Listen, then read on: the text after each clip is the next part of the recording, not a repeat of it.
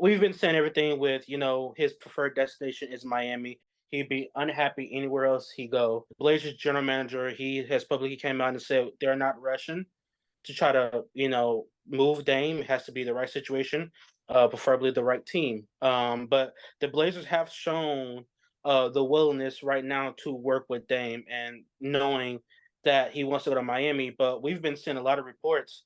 I know Woj and Shams, they have reported that Portland's not really impressed with the package that Miami is trying to give them. Featuring Tyler Hero is kind of that main piece. So, what are you guys' thoughts on that? Is the Miami package enough? Because to me personally, it isn't. Is there a better team, better suitor out there that could put a better package together to please Portland? Although Dame won't be happy, is it trying to satisfy Dame should be Dame number one priority, or what's best for their team? What are you guys' thoughts? What does Miami have from a player perspective that Yeah, Portland would want? yeah. Like Miami has Tyler Hero. Portland has Tyler Hero at home. It's that would be Anthony Simons or Shaden Sharp, who are both long term, probably better, who are like long term better guard prospects than what Tyler Hero is currently. They have Scoot Henderson. Scoot Henderson long term will be better than Tyler Hero. I feel very, very confident in saying that. I I'm trading away the best player maybe in the history of my franchise, depending on how you feel about Clyde Drexler, to get back somebody who in 4 years might be the fourth best guard on my team. I that doesn't excite me. It's gonna have to be something centered around firsts and some pick swaps. Miami's trade package is just not like Miami's potential offers here are not very strong, especially since Bam seems to be off the table. And then we're hearing that Miami is viewing Caleb Martin here as a sticking point because Dame wants to play with Caleb Martin. I mean, come on, man. Like this, let's be real. I'm Mhm. assuming Dame ends up going to Miami, but like it'll probably involve a third team because again, I don't think Portland is particularly interested in Tyler Hero, and I get that. I get it from Dame's perspective, and I think Portland has not really done right by him during his career. This is important for the direction of the franchise. They got to get this right. One of the intriguing things about this is that not just Dame coming out and publicly saying that he wants to go to Miami. I think that gives Miami that direction. Like, here's the package we can give you. We know that Dame wants to come here, so we can very well give you this package, whether you're satisfied with it or not. We know if we trade Dame somewhere else, he's not going to be happy. If you really want to do right by him, we're going to undersell you on a package for Damian Lillard, because that's what that is. That's not a package where I want to say megastar, but he a superstar caliber player. That's very underwhelming. And although you're not going to get the equal package for him either way it go, the Miami Heat organization knows, well, Dame wants to come here anyway. So whether they do it now, whether they do it, force to do it later on, whether that he actually plays in a Blazer uniform this year, and eventually they know that, okay, he's going to be traded here or he's going to be moved here either way. So we can stay with this package and not waver. We can say, okay, Caleb Martin, he's untouchable. We can say that this player, Bam, he's untouchable. A Jimmy, he's not going anywhere. We can undersell you on this package because we know where Dame wants to be. I think Dame coming out and saying, okay, I want to play with Miami, and that's the only place I would really be happy, puts Miami in a situation where they can offer Portland whatever, pennies on a dollar. And eventually it's going to come to that situation where he's going to be in a Miami Heat uniform unless they get a third team involved and Portland say, you know what, we're not going to do what's in the best interest of you. We're going to do what's in the best interest of our team. And if that's the case, Boston has a better package, Philly has a better package. So this is what's going on right now. This is a stalemate between Dame and the organization because Miami, their package is not going to change. Yeah, I'm right there with you, both of you guys, that the package is not enough. And I agree with you, Danny, that it is a stalemate right now, and that's why you see the Blazers GM, Joe Cronin saying things like, "We'll wait it out. We're willing to, wait months if that's what it takes." And to me, Mhm. that's the right approach. I think we saw with Daryl Morey and the Ben Simmons situation wanting out of Philadelphia, that if you are patient with it, you're probably going to end up with something rather than rushing into it. We kind of saw something similar as well with Kevin Durant. You know, he requested the trade last summer. They ended up bringing him back. Even though you do trade him throughout the season, you were able to probably get a better package, you know, a few months later than if you rushed into something during the summer. I think Portland should do what they can to get the best package. I do think they need to help out Dame a little bit. I think a player that spends, you know, a decade plus in your organization, Tunde, like you said, at minimum, he's probably a top 3 player in franchise history. I think you should do what you can to put him where he wants, but that doesn't mean that you need to cost your future in a pretty massive expense. But I think I think that's the dilemma. I think that's the problem. Is that the problem is that Dame came out and said, I want to go to Miami. And his agent has came out and said any other team you trade him to, he's not going to be happy. So Portland, their management is in a situation where they know if they trade him, even though it might be a better trade package that they get back, if they trade him to a place he doesn't want to be, well, which one is it? Are we going to try to tailor to him because he's been here for 12 years, or are we going to try to get the best package for our team? That's the problem. Is that Dame? He's publicly came out and say, well, not him, his agent, I want to go to this team. Essentially, is either Portland's going to cave into this less trade option that they have to please Dame, or they're going to go out and get a better suitor that could give you a better package for Damian Lillard and make him unhappy. So they're in a situation where they have to pick and choose what they want to do. Miami doesn't have to change anything about that package. I agree with that, but I do think there's a middle ground in there somewhere where you can trade him to Miami and Tunde, like you mentioned, if you get a third team involved. Third team And involved, you yeah. can actually get a player that you want going forward, and Tyler, you know, maybe go somewhere else. You also get a few picks.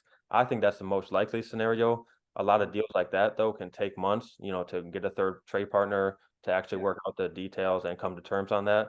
So I could see this lasting throughout the summer. I do think he ends up in Miami. I feel like that's where we're all at with it. We just don't know what the deal is going to end up looking like. It's hard for me to believe that it's going to be basically a single hand trade between one team and another team. I think you're going to have to get a third team involved, like you guys said. I just don't know who that team is, and I don't know what team particularly will want to help Miami when it comes down to it to get a star like Dame. You know, that catapults them. They were just in the finals. That puts them right back in contention in the Eastern Conference. So, you know, how much do you want to help, especially if it's a team in the Eastern Conference? How much do I want to help this team? You know, you'd rather it be a team that's in the West where, you know, they're not competitive, and you know, Portland's not really going anywhere right now. So, you know, it's not going to be deemed as competition. But you know, they're in a situation. It's a unique situation, and you know, we're going to continue to kind of follow this trend to see where it goes. I do think it lasts throughout, you know, this regular season. I wouldn't be surprised if Dame actually plays in a Portland uniform. I think he could go to that point where he's actually suiting up for Portland. It just becomes at that particular time, it just becomes very uneasy for everybody involved because we know he doesn't want to be there. So it just becomes very uneasy for the fans, for him, and that organization. So I think to me personally, I think the best package will be Philly. I've been saying this since day one. I think Philly that instantly puts them. I think number one in the Eastern Conference, probably number two. You know, the Bucks, but you know, one and two. I think that's the better trade like partner personally. Um, Philly has said obviously that they don't want to, you know, get rid of some of their core players that they have, but you know, we're going to get into James Harden here in a second. So I really believe that you know Embiid and Lillard can be a very dangerous duo that can compete for a championship. If we just take out the fact that Miami is his preferred destination, you know, Danny, you've mentioned the 76ers as a trade partner. Tune, do you have a couple of teams that you feel like could sneak in and get involved, you know, and kind of steal him away from Miami? I know a lot of people are talking about the Boston Celtics. They would probably have to include Jaylen Brown in that. There's a few other teams that would maybe have a chance to make a run at Dame. And I don't know. I think, Danny, you know, you saying that Dame said he's not going to show up and, you know, potentially play if he's traded elsewhere.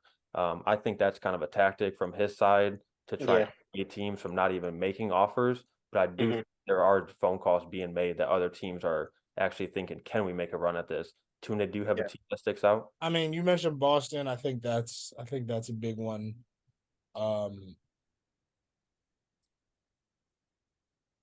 I guess Brooklyn, and that's really just because they have, a treasure chest of picks. Same thing with Oklahoma City, where they have a ton of picks, and so from a pure asset perspective, they have, probably have the ability to make that work.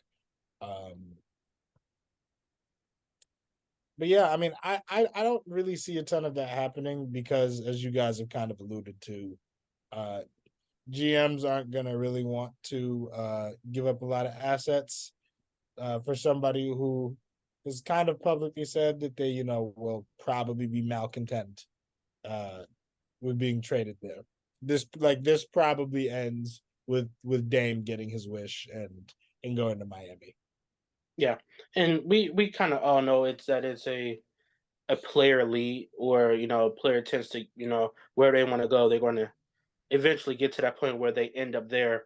I think what's fascinating, the Boston angle to me is intriguing, because we've been hearing not just throughout this offseason, but before the season ended, that they have no intentions of trading Jaylen Brown. And that they're intending to give him that supermax deal. Which, by the way, I want to throw out that in the last year he was making $70 million. Um, that's in we're going to get into it. I personally don't think Jaylen Brown is worth that money. Like, to Let's me get into personally, it now. This is a fact. like, This is a will you good. would you do it? Because to me personally, I would trade Jaylen Brown for Dame, and to me it'd be a no brainer, honestly. But let's get into it. What do you think overall of that, Sunday? I think that everyone talks about value. I think value is an extremely relative thing. Um, Drew Holiday was traded for 3 firsts.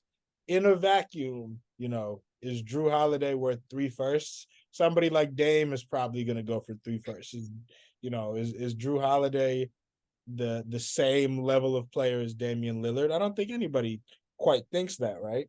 But Drew Holiday ended up being the missing piece to the Milwaukee Bucks winning a championship.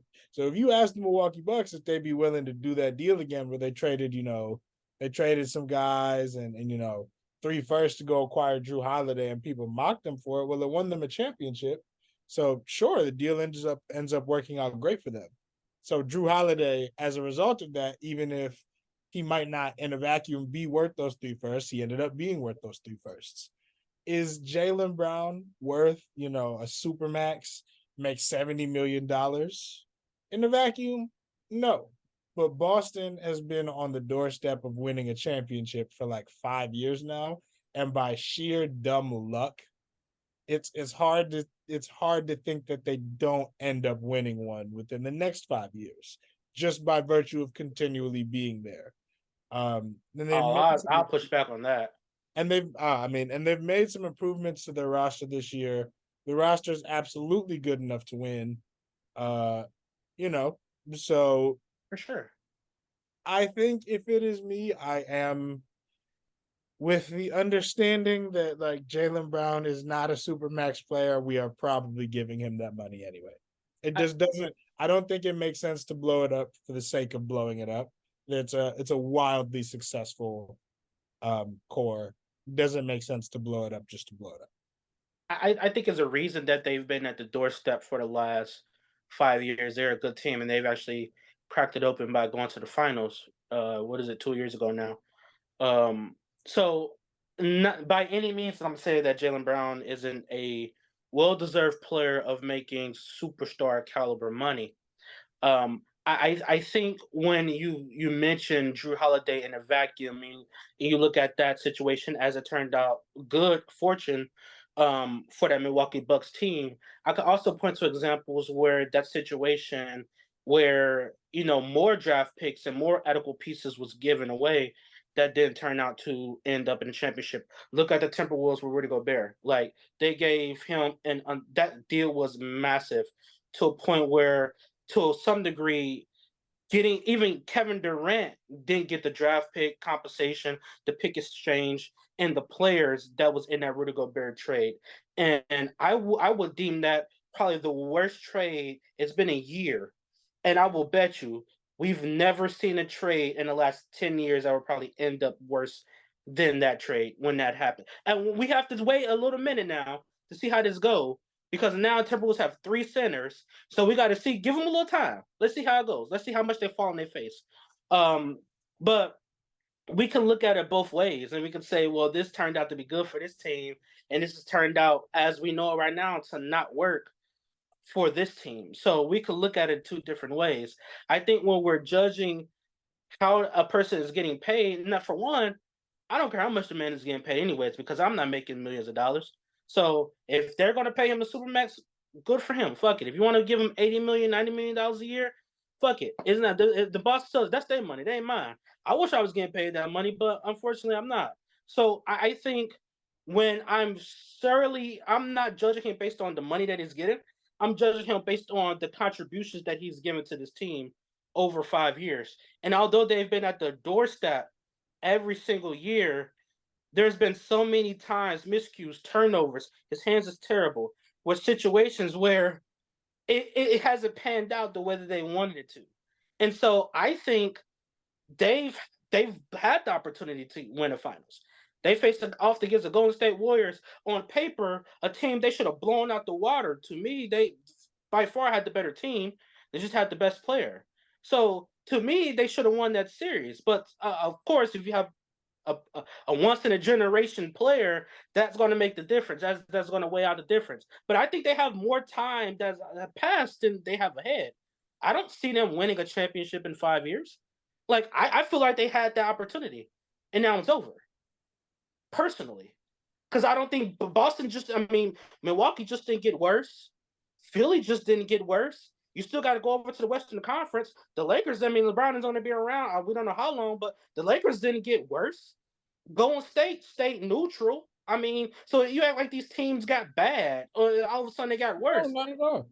At the end of the day, though, Jaylen Brown is 26 and Jason Tatum is 25. That's fair. That really has to factor into this discussion.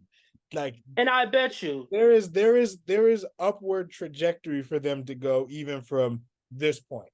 From Jason Tatum being, I don't know, what, a top 7 player in the NBA, it probably gets even better from here, which is a really exciting thought. Like the book is not closed on them. It shouldn't be closed on them. Jaylen Brown is probably not a supermax player to the NBA. So has Jaylen Brown reached a ceiling? I don't think so. I think as a 26-year-old, I think he's probably got more to go. You mentioned the handle. It's definitely something that can get better. The thing that's important to note is that his handle from when he entered the league to now is eons better. So there's probably even more, improvements. There's more improvements to make, but I would bet that somebody who has already made a lot of strides will continue to make some strides. Is he a supermax player to the league and to the NBA at large? Probably not. But for what his value is to Boston, I'm probably just biting the bullet and giving him the money. Also, you are funny that you said Me? You, Danny.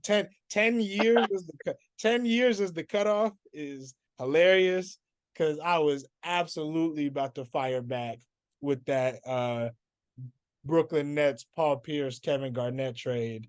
But that happened in 2012, which is 11 years ago. No, but here's what I would say, because we've had this discussion. You guys have kind of come at me when I've said that there's levels to superstars, in which I don't think you guys were disagreeing, because I think we all believe that there's a levels to superstars. Like, there's the weight of Steph and LeBron is not the same weight as Devin Booker. Like, they're 2 different levels. I don't think you guys disagree with that.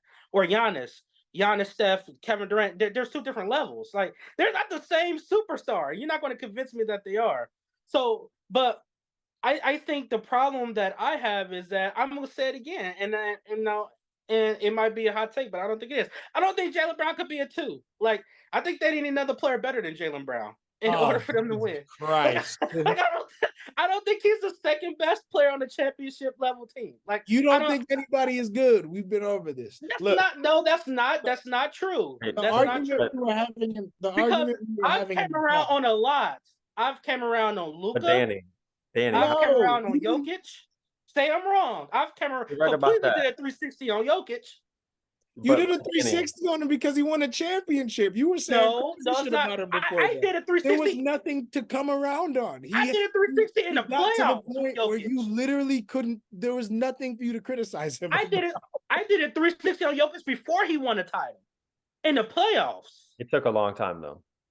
That's true. I mean, and rightfully so. But I do Because want to say, he averaged a triple double for an entire playoff run. What the fuck was there to say? Triple doubles are overrated now. okay, Westbrook Danny, did it for Danny, 2 whole seasons. Guys, please get in here. Danny, I do want to push back on you because I do feel like you saying that you felt like the Celtics being the better team in a finals with Jaylen Brown as the second best player, but then also saying you don't think that they can win a championship is confusing to me because I think But he didn't. but you don't think that they could have won that series, even though you thought they No. were a better team? No, I think they overall had a better team from top to bottom, from bench play, et cetera, et cetera. I just think, and we've seen this before. We've seen where better teams has lost to incredible players. Yes. So we've seen that before when LeBron, although when LeBron lost in 2015, there you couldn't tell me he wasn't the best player on the court. So like obviously, but he lost. But that happens. I mean, that team again. That was that team. That team won 73 games the year after. So that was an incredible team. But there's times where a better player, the best player, can overthrow anything that a great team has. I totally agree with you, but I do feel like if things would have broken a different way, Boston could have won that series. And I also agree with Tunde in that I don't think Jaylen Brown has reached his ceiling. A guy is 26 years old and is one of the 20 best players in the whole league. I didn't say he reached the ceiling. I asked him, I know, but Oh. I don't think he has. I think he can continue to get better. And I think that if he does, that could be one of the reasons that they do win a championship, Tunde, like you said, maybe in the next 5 years. Now, compared to Damian Lillard, going back to that, I would rather just re-sign Jaylen Brown to the max extension. I agree with it that it's a lot of money, $280+ million. You know, you're talking at one point he's going to make $70 million. I'd rather pay Jaylen Brown $70 million when he's 28 years old than pay Dame 60 when he's 35, though. But for Dame, you're talking about the now. But do you think adding Dame and switching out Jaylen Brown gives them a better chance to win it next year? I think it gives a better chance. They want to be my favorite. Well, for some reason, Boston keeps being the favorite year after year. Somebody else explain that to me, like how they're never the favorite in the Eastern Conference year after year after year. Like they're not better than Milwaukee, but you keep on making them the favorite. Like that's crazy to me. I mean, they were better than Milwaukee this year, and they beat Milwaukee the year before that. That would be, and they're younger. Yeah, that kind of would. They're not better than Milwaukee.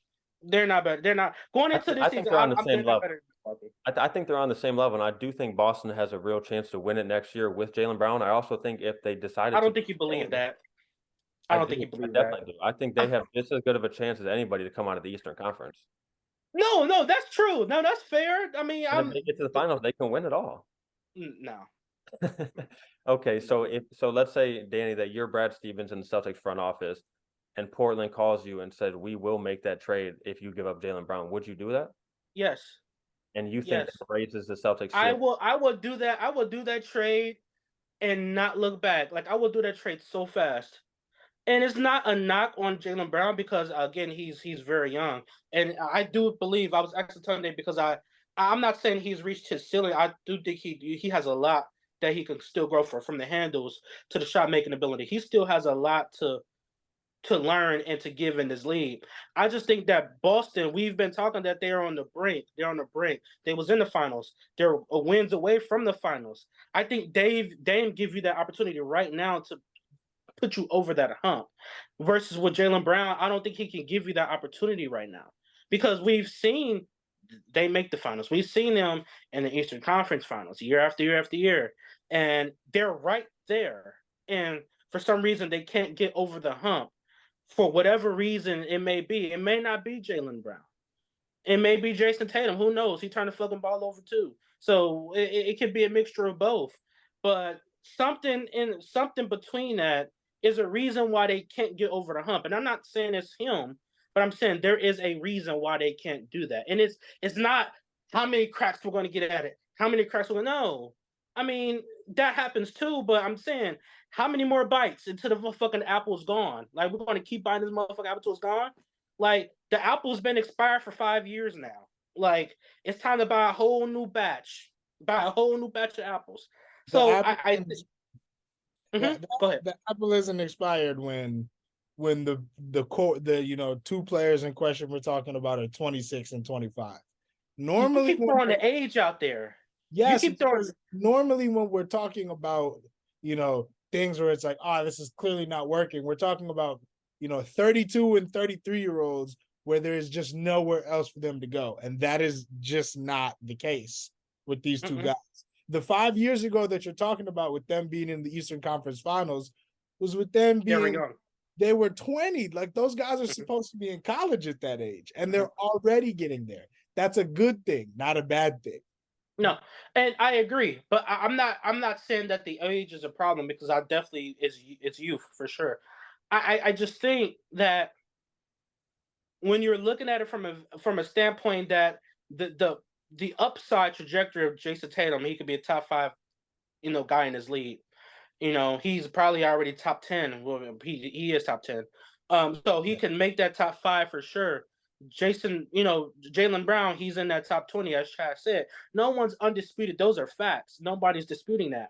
I'm saying, when you have a chance to get a guy who has never been in that moment before, who was amazingly clutch, who can potentially get you over the hump. Now, if you're saying that we could keep Jason, first, if you could keep Brown, fine. I don't think you can. I don't think it works like that. But if you can somehow keep him, fine. But if you're telling me right now, if Portland got on the phone and said, hey, we'll do straight up a trade right now, give us Brown and we'll give you Dame. You telling me that you want to do that trade? Like that's crazy to me. Well, the trade's not going to be straight up if that happens. There'll be other pieces. Boston to give other pieces. And Boston will have to give up more. But even past that, like, the thing, and Chaz, you kind of alluded to this as well. But, like, Dame is quite a bit older at this point. We're already seeing some issues with injury, and small guards do not tend to age well or gracefully. The fall off is not graceful, just generally speaking. So it's not quite that simple. You might be quite literally mortgaging your future to get 1 or 2 good years. So that's something else you have to factor in. Is that truly worth it? I think I would take that chance because I still have Jason Tatum.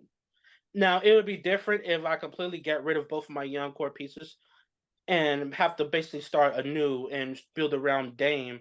That's a little different, because I know that Tatum is the better player. I know that he is still entering. I don't even think he's in his prime yet. I think he's still on the cusp of it. Well, he's 20. What is he? 23, 4. So he's in the middle of his prime. So you still have him, and that's why I'm willing to give away Brown. Like, because I still have a leverage piece that I can still build around. The question that I have is, if Boston keep losing, how long do Jason Tatum want to stay in Boston? Like if they keep on exiting rounds and they making it this far and not getting over the hump, if I'm him, how long do I want to be here? Like I don't want to. If I don't want to be here the rest of my career, if we can't win anything, so like, when is it that's time that Jason Tatum start looking like, hey, we've been knocking at the door for a long time. You guys either need to make some drastic change, or like, it's time for me to go. Like, at one point in time, does he say that? So, I mean, if I'm the Celtics, Danny, I do think that I really consider that deal, even if it is a possibility. But I think, Tunde, like you mentioned, the decline that we've seen from Dame, even though it's slight over the last couple of years, and the age issue, plus the fact that we talked about that he said he doesn't even want to play in Boston. I think that would Dame is screwed, huh? No, I'm Damian Lillard is the better player between him and Jaylen Brown right now. But I think you take a 26-year-old and versus a 33-year-old, plus, like I was saying, a guy that has said he doesn't even want to play in your city in Damian Lillard. I think that would be enough to deter me from even considering that. Unless, like you said, Danny, you could somehow get him and keep both Jalen and Jason. I think the only way that would even be possible is if you trade, Malcolm Brogdon, Robert Williams, all the picks and pick swaps that you can. But I don't even know if that's better than the Tyler Hero, Miami offer. So I don't think that you could probably get him if you're Boston, unless you give up Jaylen Brown. And to me, you're so close. You've been knocking on the doorstep, like we've said, for the last few years. I think you just run it back. You've already made a pretty significant change, getting rid of Marcus Smart, bringing in Kristaps Porzingis. I think you probably just go with that, and probably just leave Dame to figure out if he's going to be able to get to Miami another way.